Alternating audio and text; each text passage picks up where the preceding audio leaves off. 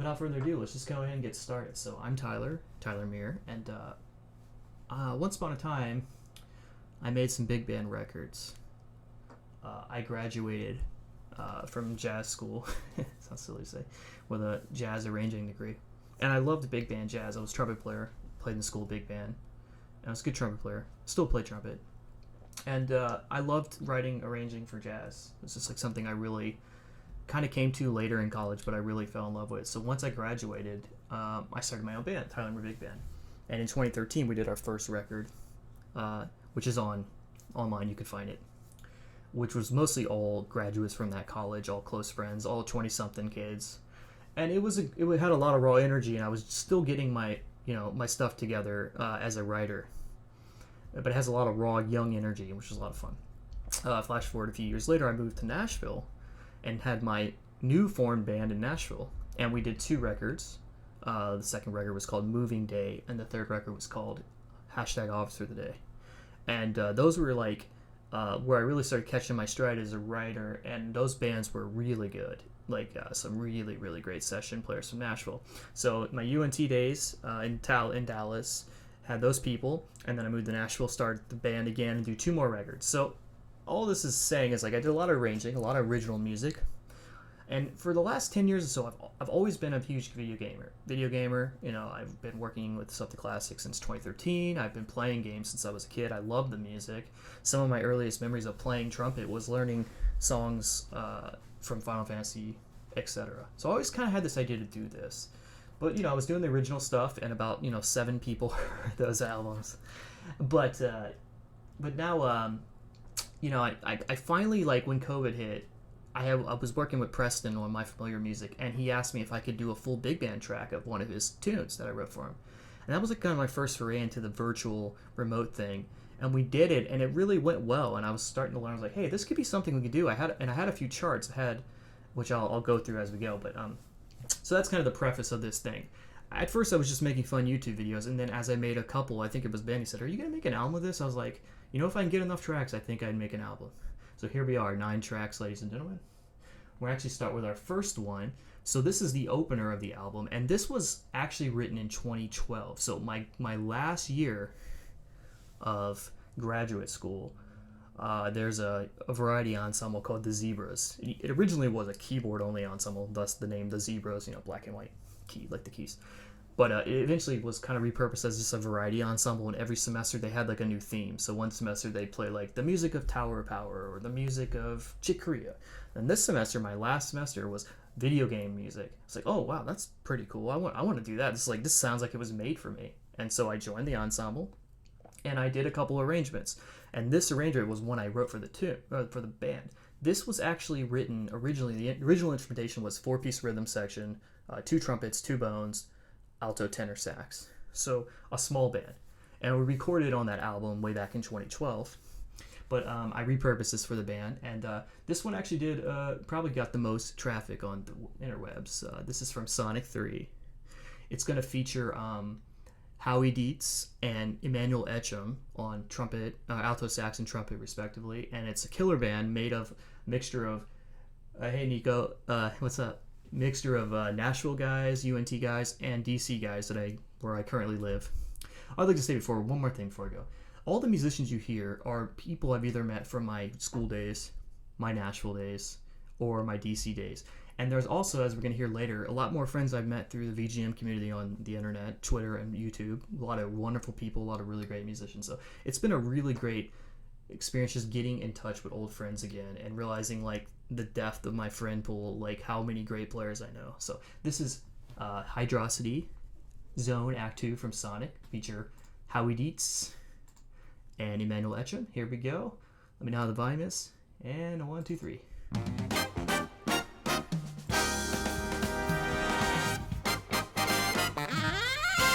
Howie Dietz.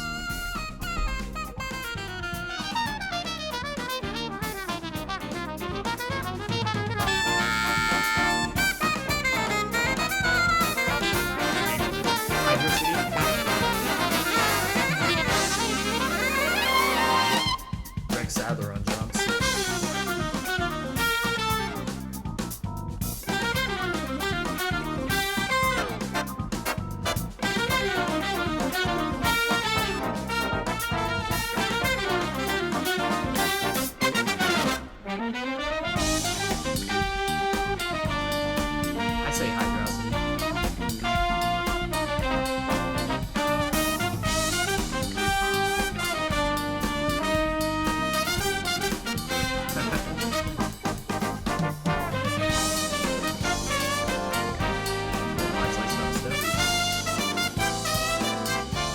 disco.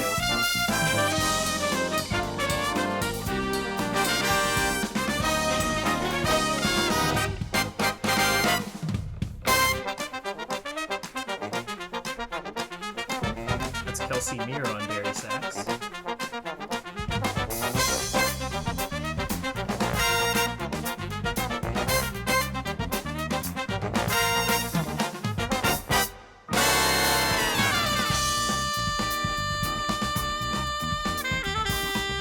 That's Howie Deed's son, sax.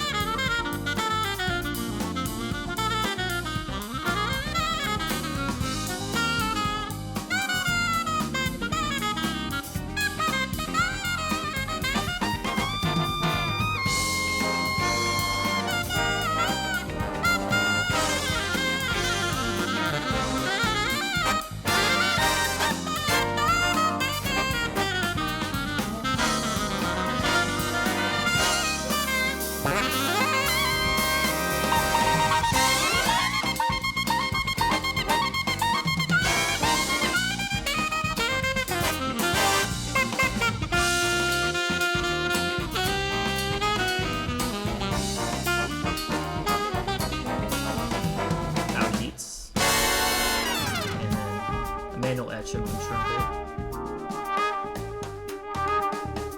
With a little effects pedal in there.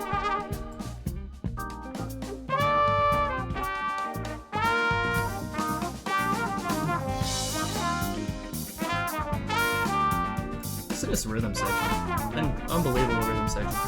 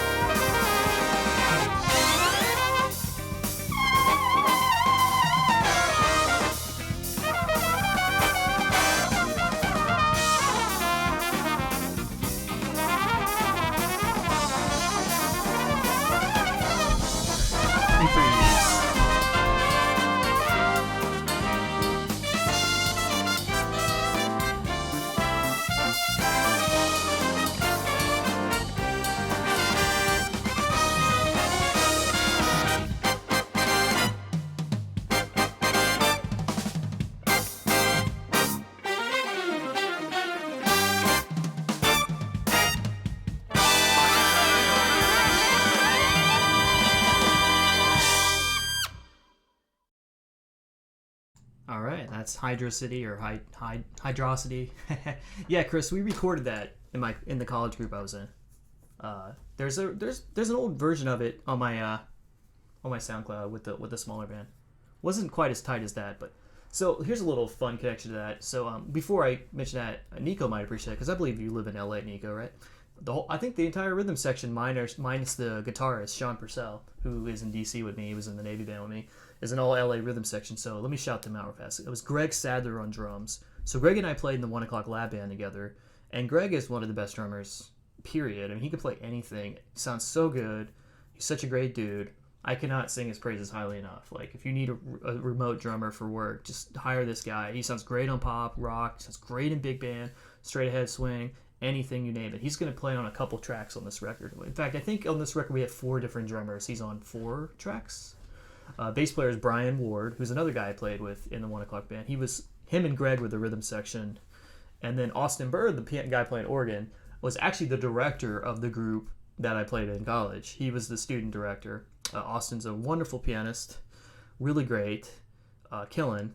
And then I guess the other shout out would be the lead trumpet player was Steve Patrick. Steve Patrick was actually the top call Nashville lead trumpet player, and he was one of my really big mentors when I lived out there. He's a great friend of mine. He's a wonderful dude, one of the best lead trumpet players, period. I'm sad I could only get him on 1 track, but if you look up, I believe if you look up the album at !album, it will take you to the link tree. There's a link for the credits where I list everyone he played. There's over 60 musicians who played on this record. A lot of musicians. Go check it out. All of them are fucking killing. So there's not a sour grape in the bunch. Okay, let's move forward to the next one. So that's the opener. This next tune is one of my favorites, Chrono Trigger, one of my favorite video games of all time.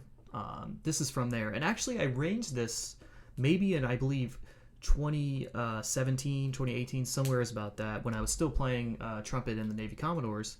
I had heard this band do a cover of Secret of the Forest, and they did it in sort of like a smooth jazz, like hip-hop, lo-fi hip-hop kind of way. And I was really, really inspired by that. So I arranged this for the Commodores, and I featured Steve Williams on soprano sax when we played it live. Had no idea it was going to be for clarinet. Fast forward, when COVID hit, after doing that track for Preston, which we will hear later, I was like talking to my friend Brett. Brett McDonald's one of my best friends, best man at my wedding. He's all over. Brett's on. Him and me and Brett are the only people on every track, by the way. Brett played, I believe, tenor on the last track. Hey, Carolyn. I think that's who that is, if I recognize your tag. So Brett's on. Well, when I was talking to Brett about doing this, I was like, you know what? Actually, like, I like my arrangement. You know what would take it even to the next level? Like, instead of soprano sax, let's freaking do it on clarinet, dude. I love your clarinet playing. Brett's a great saxophonist, but he's a wonderful clarinet and flutist, which you'll hear on this record. And he's like, if you write this for clarinet for me, Tyler, I will shed it really hard. And Brett delivers, like, in my opinion, like a top 10 jazz solo. It's just so beautiful. It's so tasteful. This is a really kind of a slow burn of a chart. There's lots, you'll hear throughout the chart, you'll hear lots of unique colors. There's going to be lots of muted brass, bucket mutes, harmon mutes, cup mutes. You're going to hear all clarinets and bass clarinets. You're going to hear alto flute and bass flute if you listen closely enough. Rhodes piano and guitar, like, just kind of weaving in and out of the textures. This might be the most complex chart. This was really hard to record remotely. The other ones are a little more straight up, but this one, I think, I'm just inspired by Yasunori Mitsuda, and I wanted to do something that would honor his impact on my musical upbringing, and so this is my arrangement. Yeah, right. Everyone gets a bucket mute. But listen for the very beginning. You're going to hear a clarinet choir with the Rhodes and guitar playing that ostinato. And then as it's going to crossfade very subtly into a full brass choir of bucket mutes. And there's this really dark color when they combine that's really interesting to me. The one thing I'll say about this before I play is that video game music, I always tell people who request me to arrange tracks, it's really hard to arrange video game music that has really distinct, like, ostinato type riffs that are like you can't play Secret of the Forest without that ostinato, in my opinion. And so orchestrating that for big band was very challenging. There's a lot of staggered parts on each note, but there's always one instrument continuously playing the ostinato to sort of connect it. In this case, it's the guitar and the Rhodes, but just listen to that with that in mind. And here is Secret of the Forest. Go ahead and turn this up a little bit. Okay, here we go. Secret of the Forest featuring Brett McDonald on clarinet.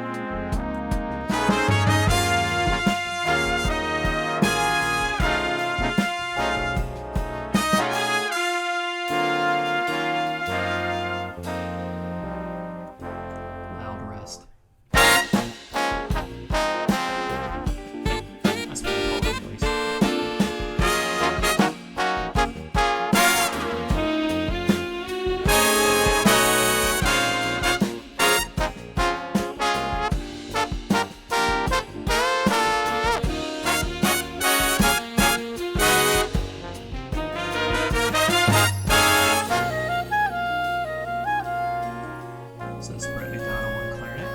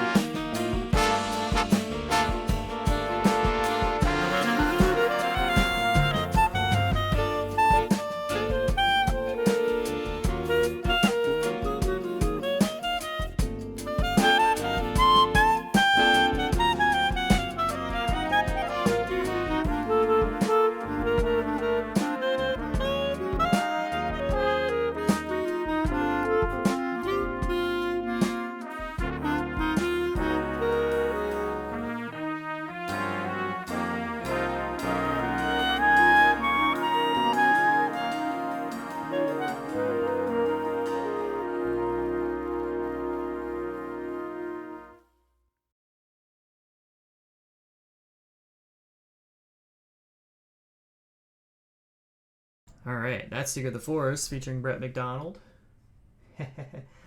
Yeah, I'm really proud of that one. The band played really nicely. That's a tough one to record remotely. It's hard to play live too with all the colors. And obviously there's a lot of sprinkled in quotes of the main theme of Chrono Trigger. It's just such an iconic theme. It's a lovely melody. And as a writer, I feel like specifically Uematsu and Mitsuda, there's just so much of that musical language in me from listening to it. As I was studying jazz and just becoming a more complete musician, I'd find myself writing that stuff. Kind of shapes and chord progressions they like. That's just a huge part of the music I love. And this band too, Chicago, which you'll hear a little bit of that influence later. But yeah, that was Secret of the Forest. Okay, let's go ahead and keep moving. So this next track, and like I said, check out the album credits because there's a different band. That's a completely different rhythm section. Now I'll shout them out. It was Lindsay Miller on guitar, one of my good buddies from Nashville. She's a complete pro. Matt Indahl on the piano. He played Rhodes, actually. Thomas Davis, who plays both trumpet and electric bass on this album, played electric bass. And Josh Hunt, who was the drummer for the TMBB, Tyler Big Band in Nashville. A wonderful drummer. Just so good, so tasteful, so restrained. Perfect for that song because it really had a huge dynamic arc in that solo section, as you heard. And without a good rhythm section, if you have a rhythm section that just kind of plows through that and plays loud all the time, it just doesn't work. I really tried to orchestrate a real dramatic solo section, and rhythm section and solos just killed it. Okay, so this next track is actually another tune, the other tune I wrote for that group in my last year at UNT, the Zebras. This is from Final Fantasy V, and this is... Oops. Oh, that's what it is. Got a little trigger finger. So this is from FF5, one of my favorite Final Fantasies, a very underrated Final Fantasy. This is Yumatsu's take. You know, he does a different arrangement of the Chocobo theme every game, right? This is the one I found the most fun.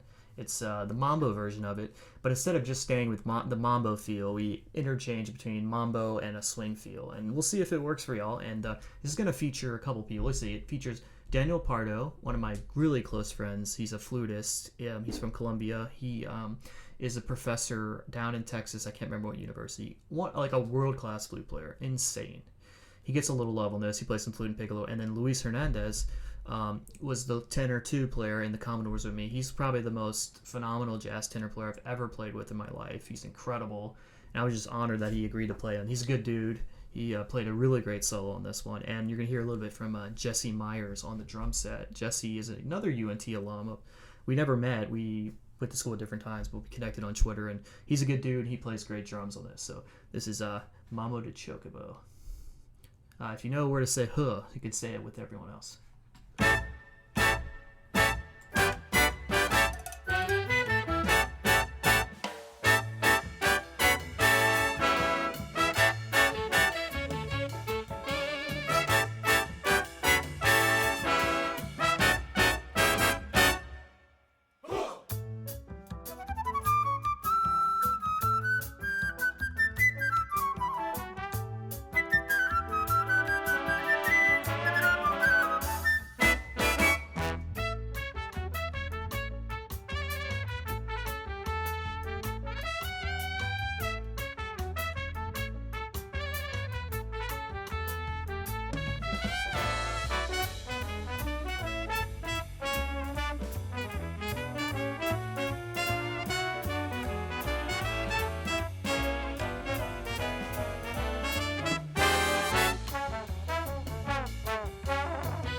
Trombones are funny.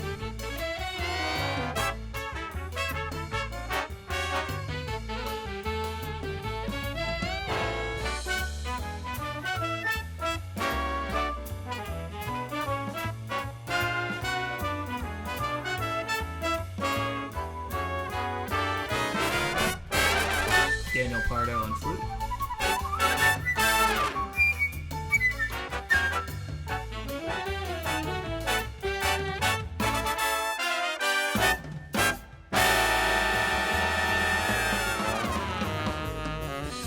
Luis Hernandez on tenor.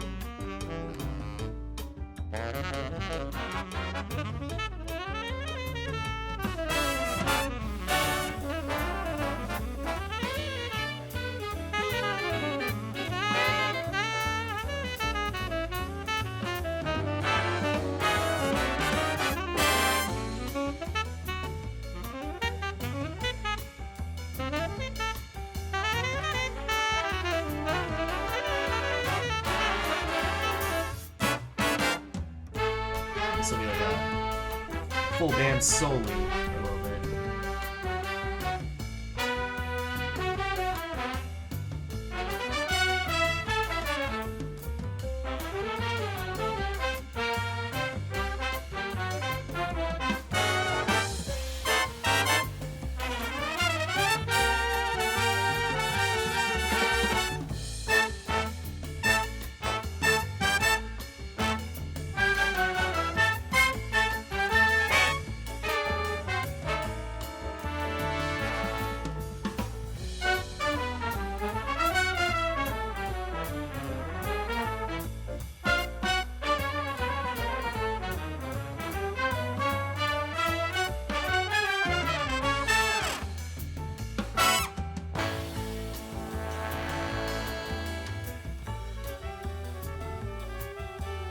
Here.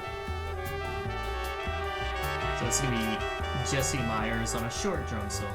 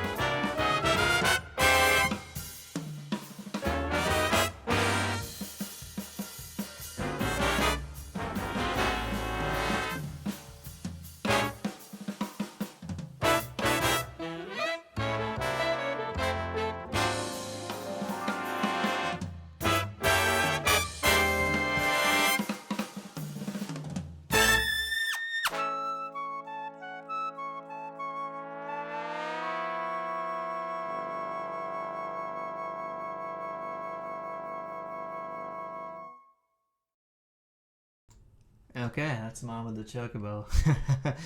The ending is yeah.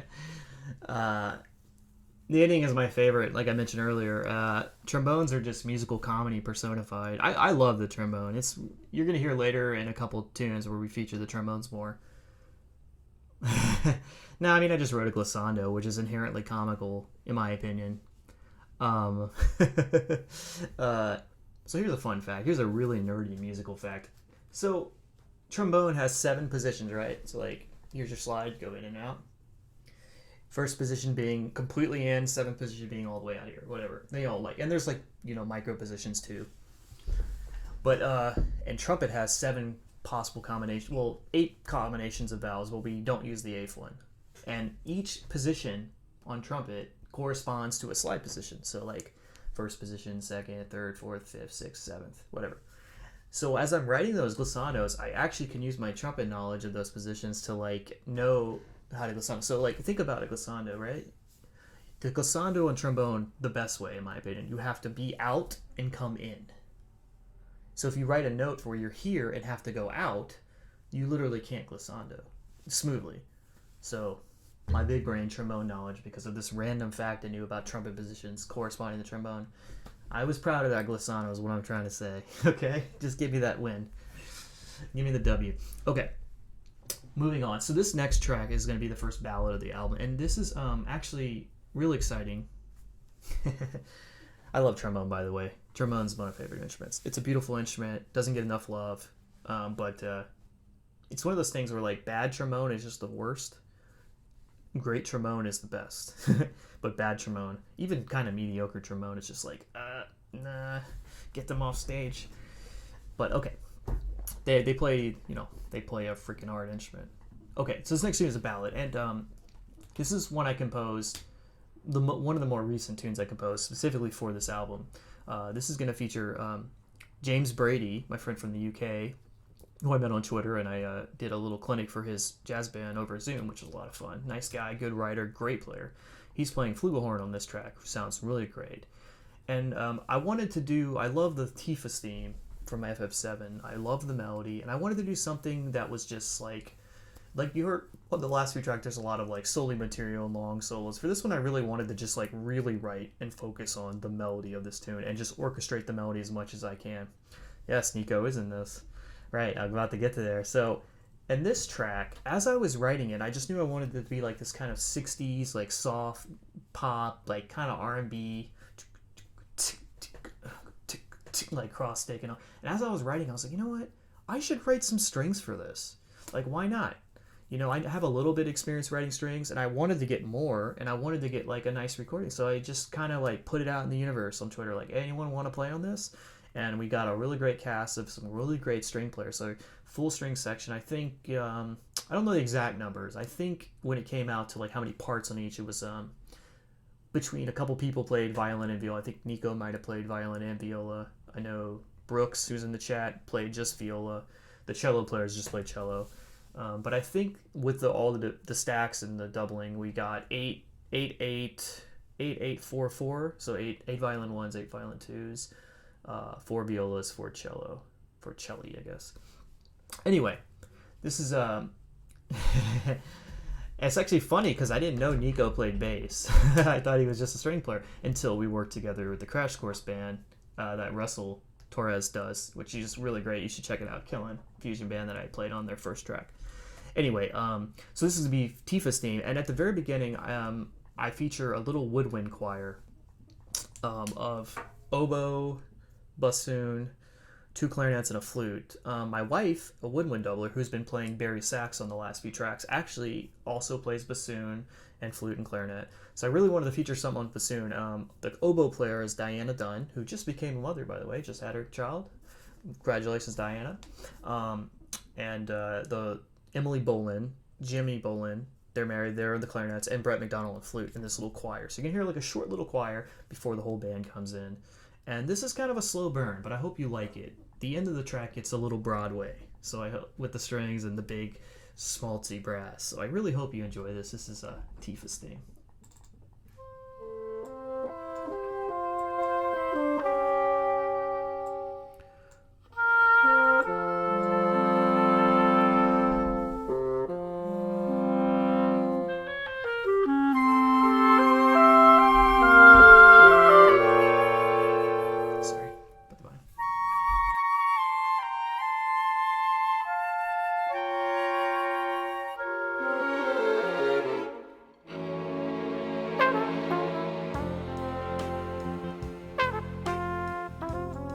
James on Flugel. Same rhythm section as Secret of the Forest, by the way.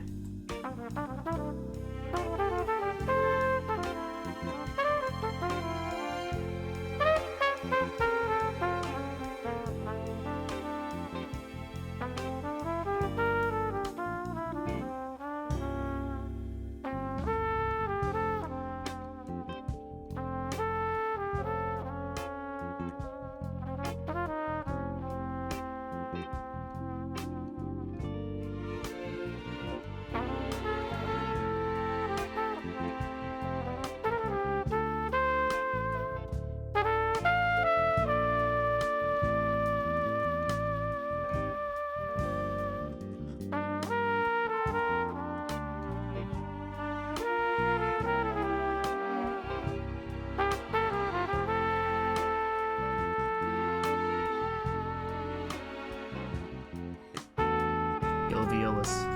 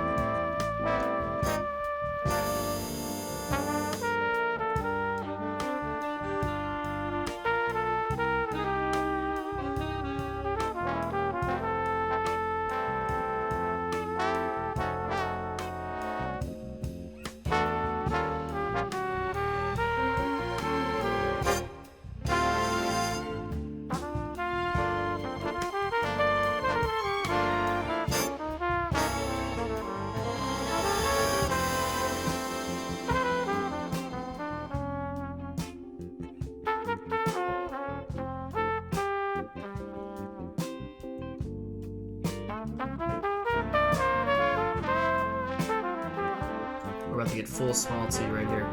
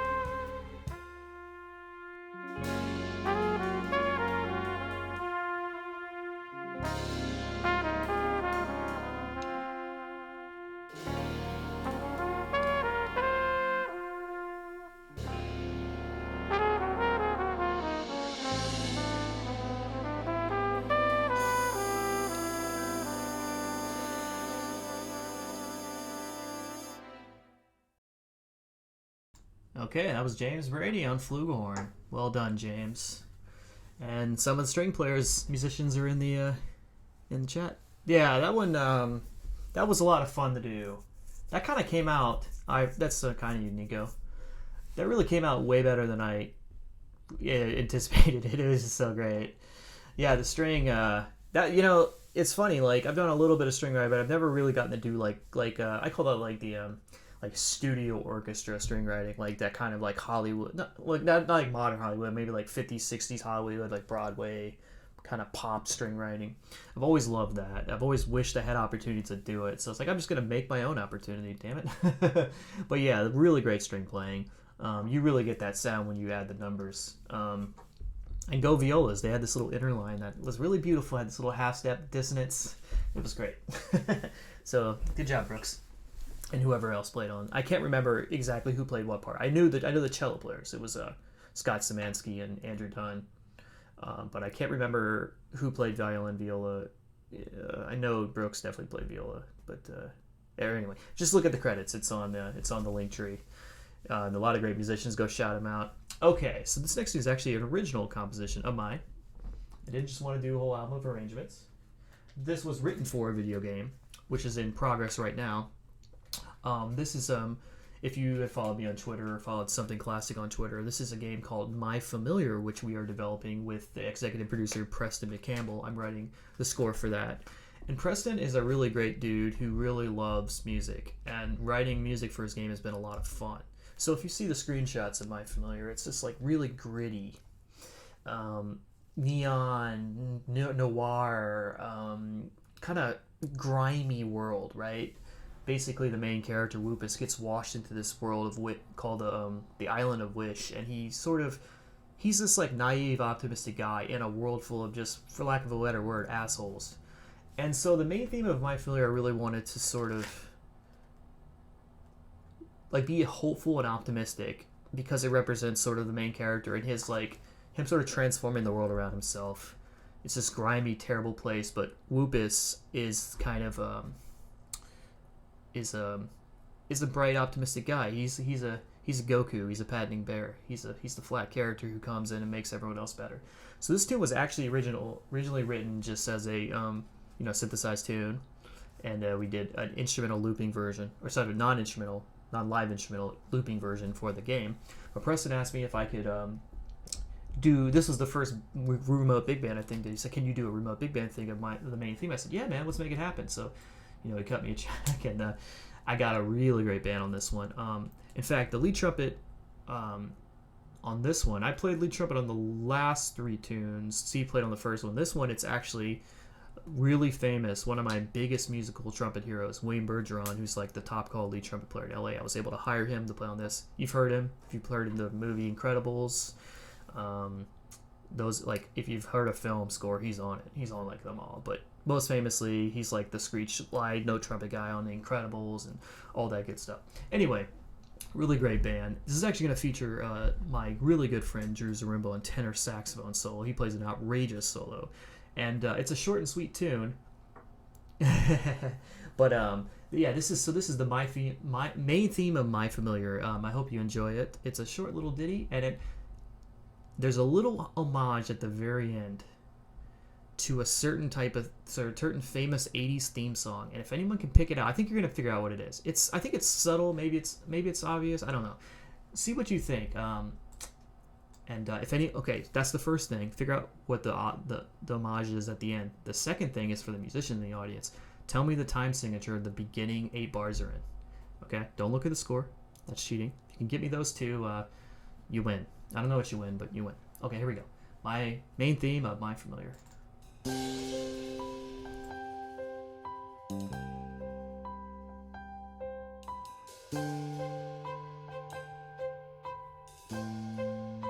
I'm sorry to say, that is not a real string.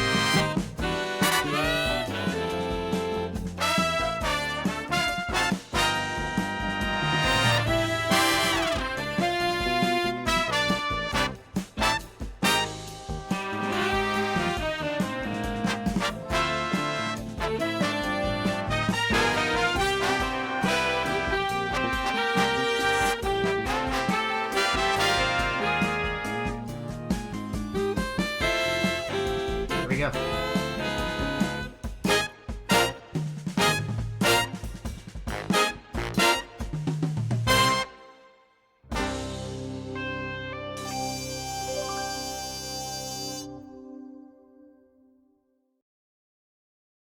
Maybe it's a little subtle. I don't know. Yeah. Yeah, Drew is so good. Yeah, 7-4. Yeah, yellow right.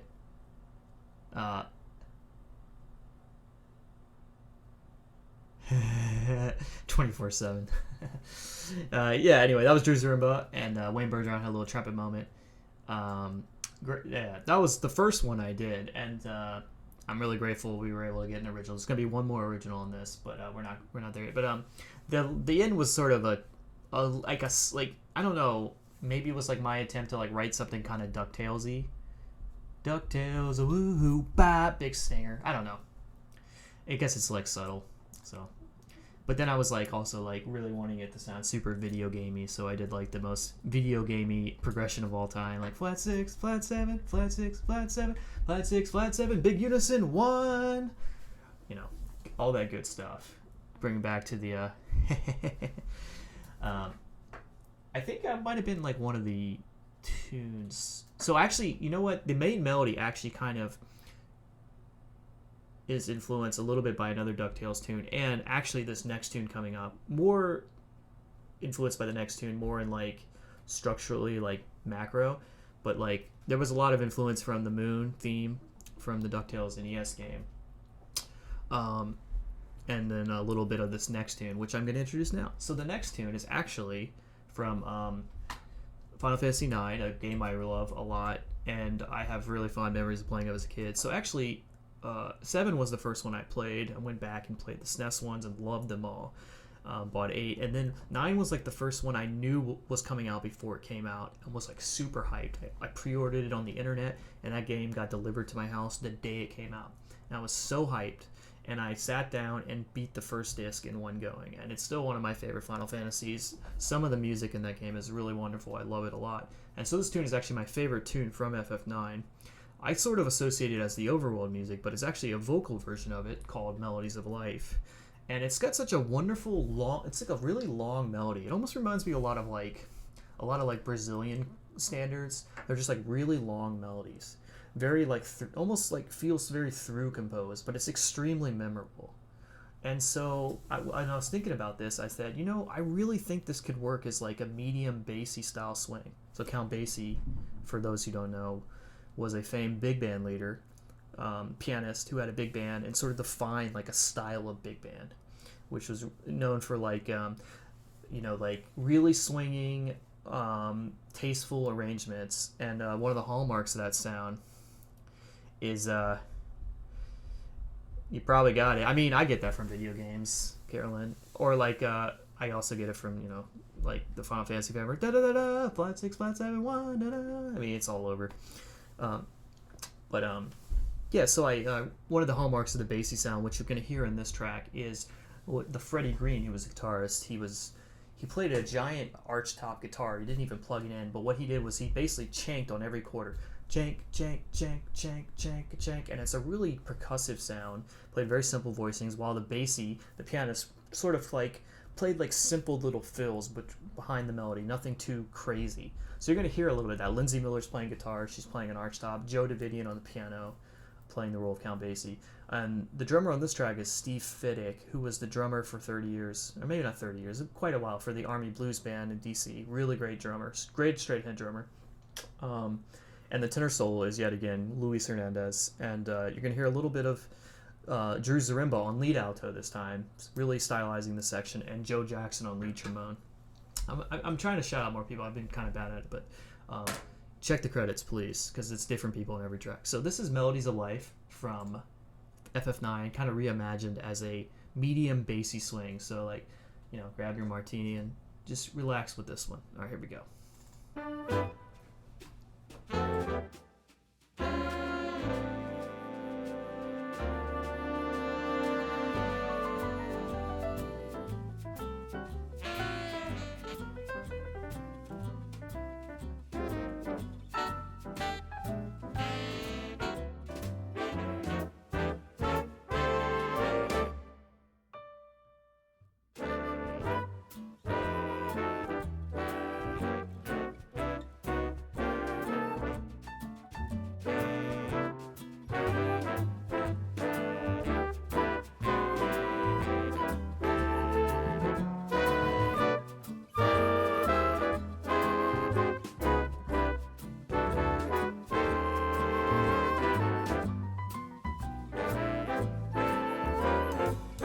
Yeah, I love that flute up top.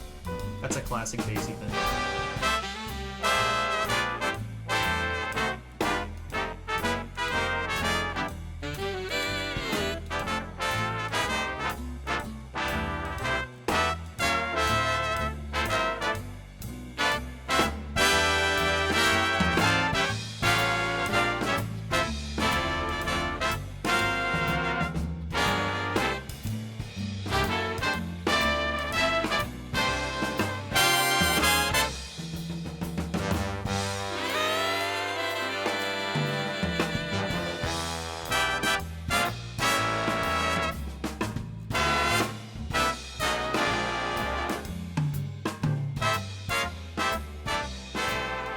Get a lot of Drew right here.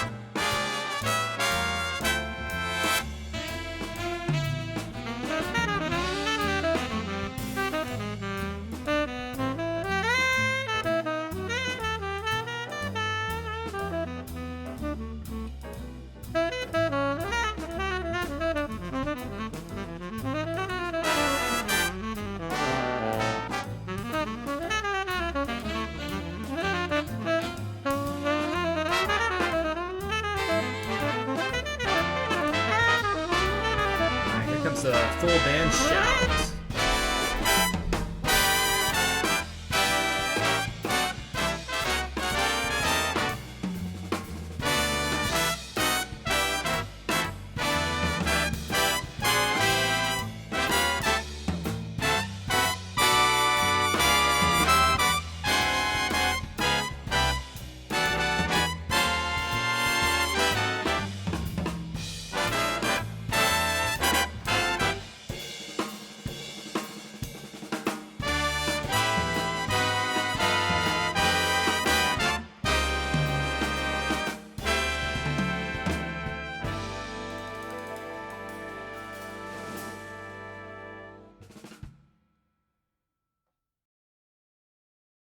That's Melodies of Life. You know, I really love that melody. I think it's such a long melody too, but it doesn't. It's very like easy to get in your ear. It's the fun thing about arranging that one was I really didn't have to add too much new material. It was basically just orchestrating the melody. It's so long. You know, there's a little bit of modulation when it repeats the first little section, and then, you know, there's a shout chorus. Shout chorus basically where in a big band, everyone plays together, usually with everyone in higher registers. But yeah, like the shout chorus was just the melody at higher register. It was a lot of fun. So Drew Zarimbo on lead alto, Brett McDonald played some flute, Steve Fiddick on the drums, Joe Davini on piano, and Luis Hernandez on the tenor saxophone, and yours truly on lead trumpet. I still got it, baby. Still got it. To all my doubters out there. I'm just kidding. I'm just kidding. Okay, this next one is actually another original of mine. It's the only other original in this album. We're on track 7 of 9, so we're almost done. I appreciate y'all hanging out with me. This has been a lot of fun. So this is from a game called Swing, and it's kind of an interesting way I got connected with the developer Julio. So Julio is actually from Houston, just like me. I never met him in real life, but he contacted me. I can't remember if I made a Reddit post or he found some of my old big band stuff, and he wrote out to me, said, hey, like, I love your big band stuff. I really want to do a soundtrack that's like really jazz inspired, and I want to hire your orchestra. So like we spent like several weeks, like me getting quotes, like going to the union, like figuring out like a good quote, like a studio, like we were going to do it. This was before COVID.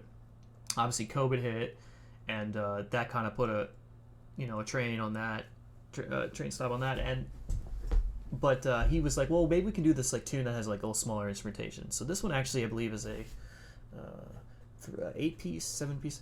And this one's really interesting because it was a tune created from lots of constraints. One of the interesting things about game audio it's like any genre of music really, but game audio specifically has lots of really interesting creative restraints. One of the first ones is that it has to loop, right? I mean, most audio, well, nowadays things are getting a little more fancier, but for the most part, like most game audio has to loop. That was the first consideration. Second was the storytelling in this part. So in this part of the game, you're basically on a mission to recruit musicians to play in this group. And so all the musicians represented on this track are diegetically represented in game. So this music is actually diegetic music that plays during a boss fight that happens at the club while the said band is performing. And Julio really wanted it to be a thing where you could collect, like you get the trumpet player, and then we're gonna have a sax player and a clarinet player and a trombonist and then a pianist, a bassist, and a drummer. And you're gonna put all the parts together and it's gonna make this song. And actually it's kind of interesting because the melody of this song, I had all the musicians record like a slow unaccompanied version of just the melody by themselves as if they were playing it like on a street corner. So basically it'd be like this thing where you go through the town, you go through the city, which is like a metropolitan, like 1920s noir kind of thing, collect the different instruments. They're playing this song just by themselves. And then when you get them all together at the gig, they play the complete song. Other interesting constraints was like, well, I knew I had to loop, but jazz already sort of has a natural loop in it because when we play small group, you know, you play the head and then you just play choruses of the form and you just endlessly repeat it for as many solos as you want.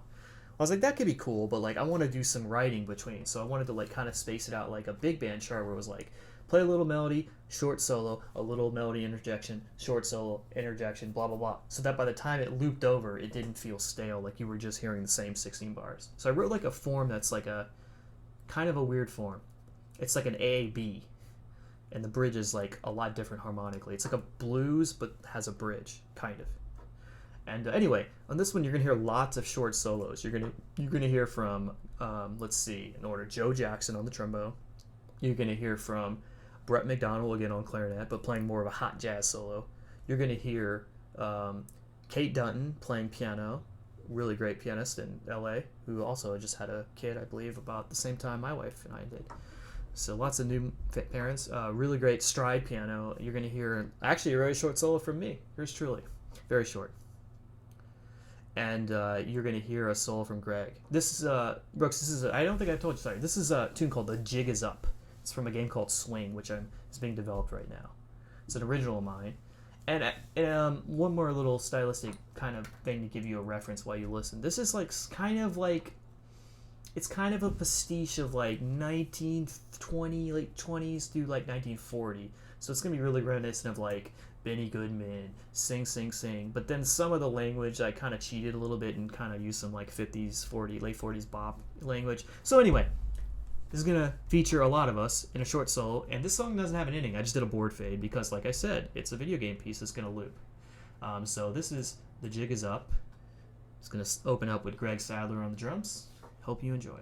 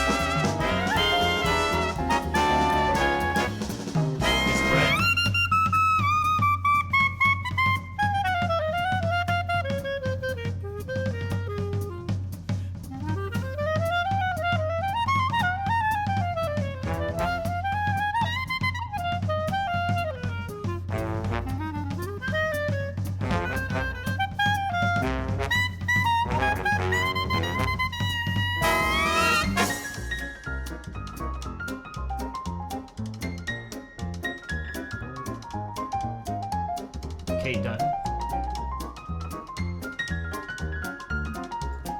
Me.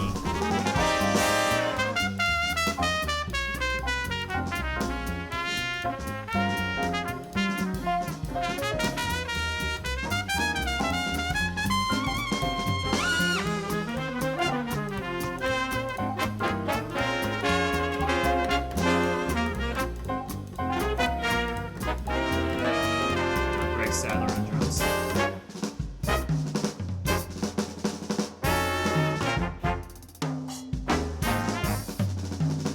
And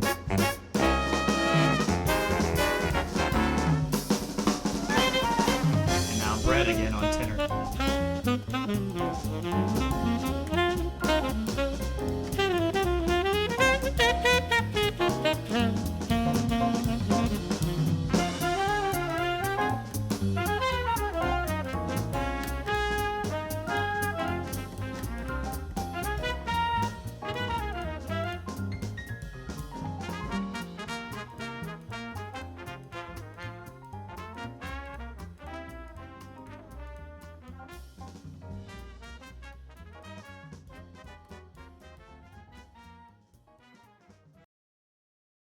Alright, then that's that. Oh, I forgot to mention, just hearing that reminded me. So I really wanted to make sure the loop wasn't obvious.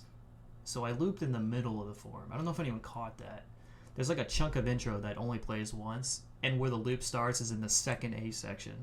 So like I think where Brett's solo starts is actually the first A of the tune. So I just like try to do a little illusion so that people wouldn't realize, oh, we're back at the top. So it just felt fresh.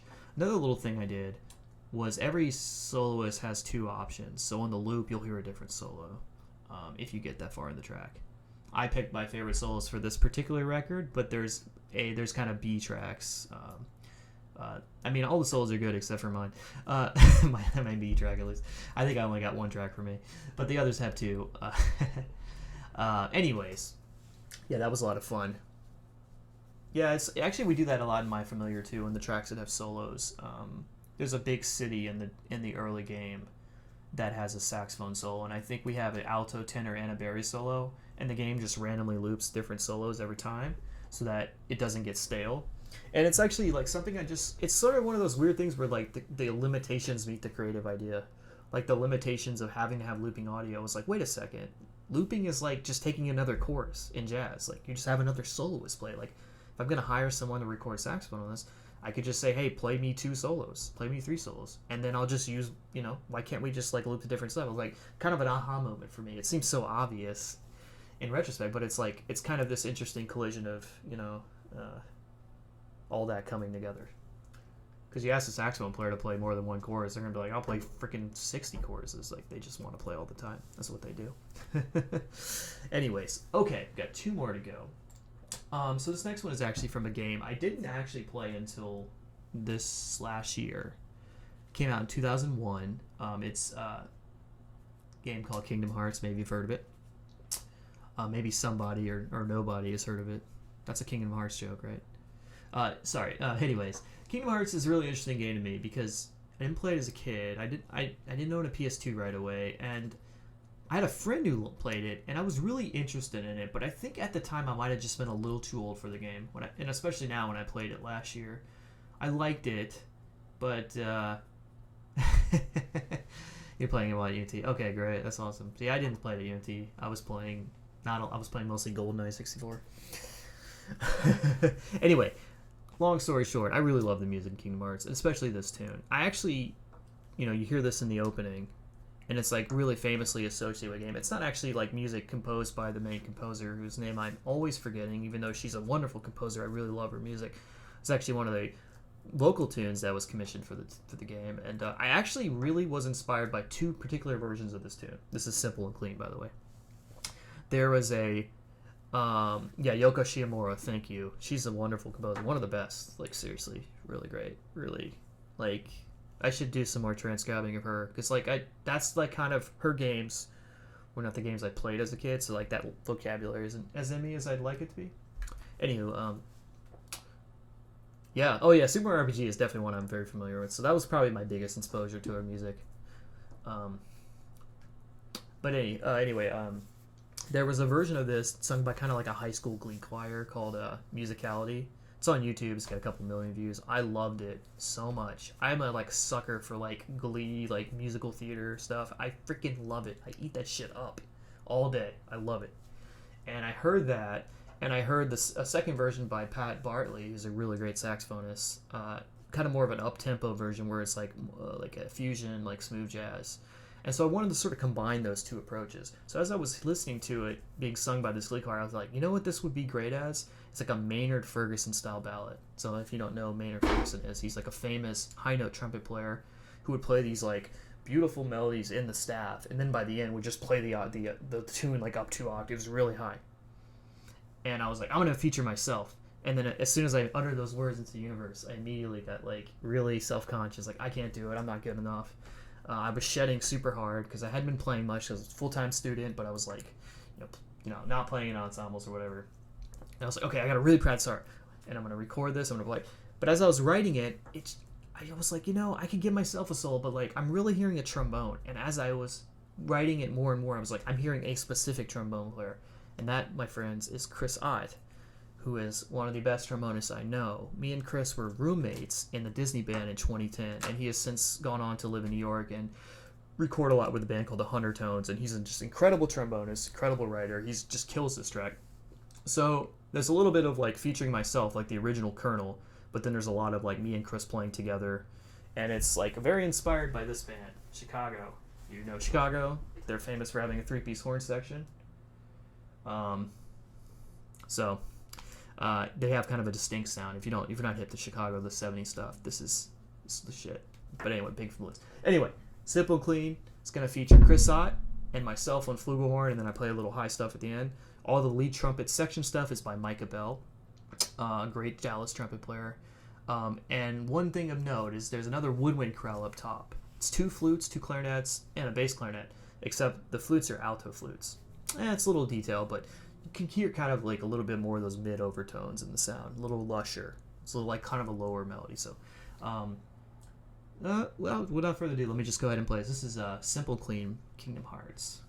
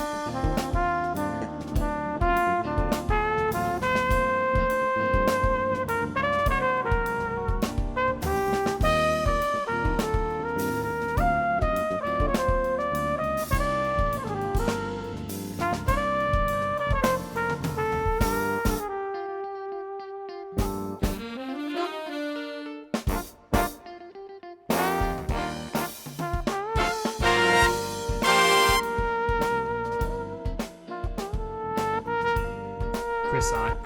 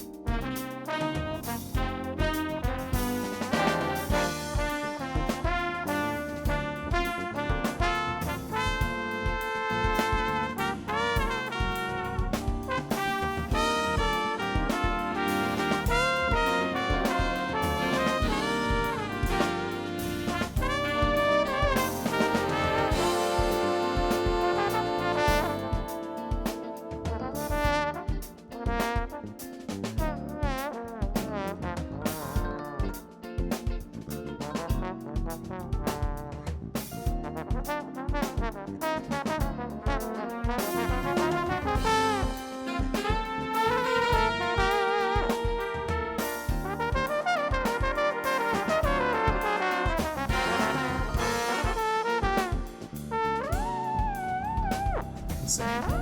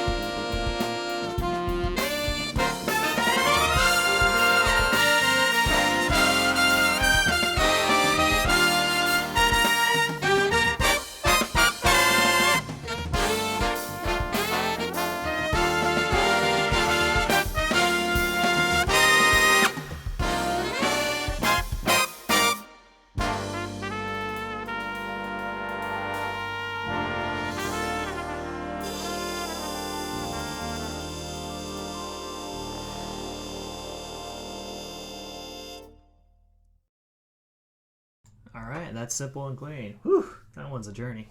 I love the one. That's my favorite on the album, I think. So Chris Ott on the trombone, insane. Yeah, Brooks. That's the thing. It's like I was telling you, like when the trombone really sings, I mean, oh my god, it's just like it sounds like the human voice, in my opinion. It's like it sounds like an R&B singer, or like just a beautiful like tenor voice, alto voice. Like that's what I love. That at its best, trombone, in my opinion, is the brass wind instrument that sounds the most like the human voice. I just love it.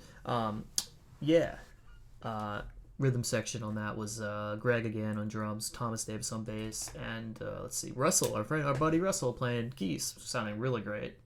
16-year-old child prodigy right there, and Sean Purcell on guitar. It would take me forever to remember who's on every track, but Brett McDonald's on lead alto again. Okay, well, we're coming to the last track. I want to thank everyone for hanging out with me tonight. I really appreciate it. If this sounds like something that would interest you, it's on all streaming platforms. Spotify, if you don't do Spotify, it's on Deezer, Apple Music, Tidal, I think it's on Tidal. Just click the link tree, ! album, and you'll find it. The credits are there, and if you want to watch this on YouTube, there's videos of the band playing this music on my YouTube channel. I think ! YouTube will get you there. So anyway, I appreciate all the support. Listen to your heart's content. I hope this brings joy to you, and coming at kind of a weird time with a lot of weird stuff going on, and this is a lot of fun to make, really connecting with a lot of friends, and hopefully this album can bring you some happiness and joy.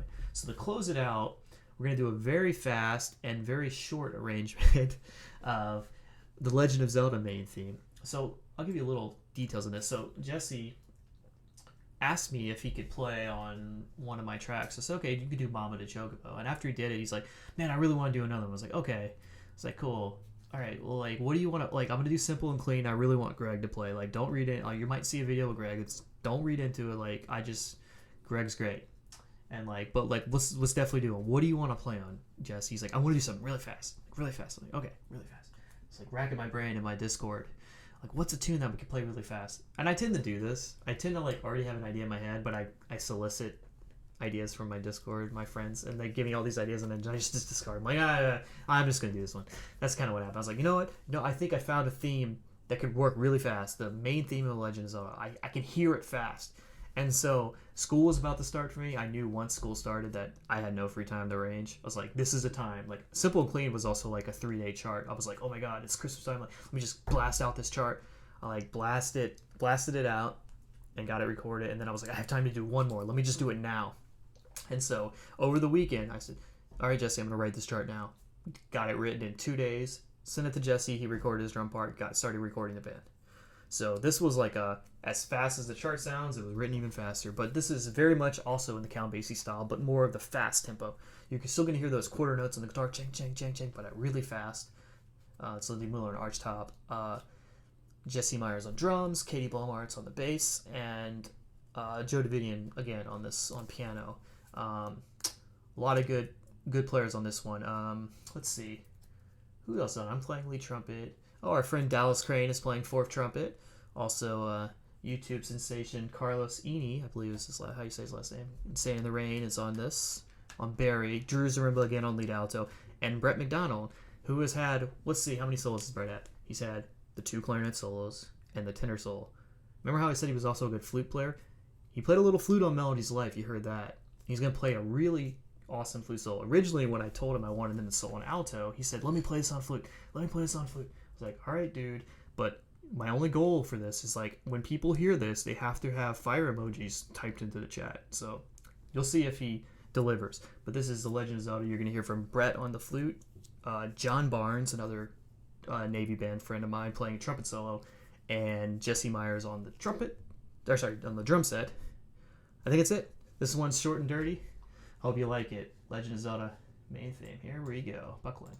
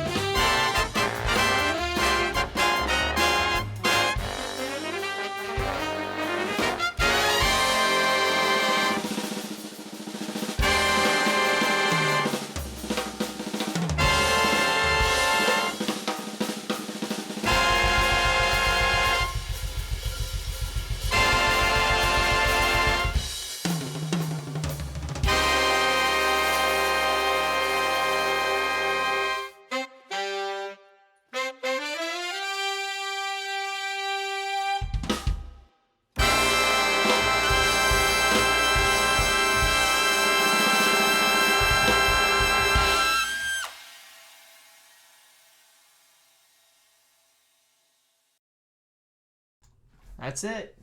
Thanks everybody for listening. I appreciate it. Go check the album out. I appreciate everyone. Thanks a lot, everyone, for checking out the stream. I do appreciate it. It's fun hanging out with y'all.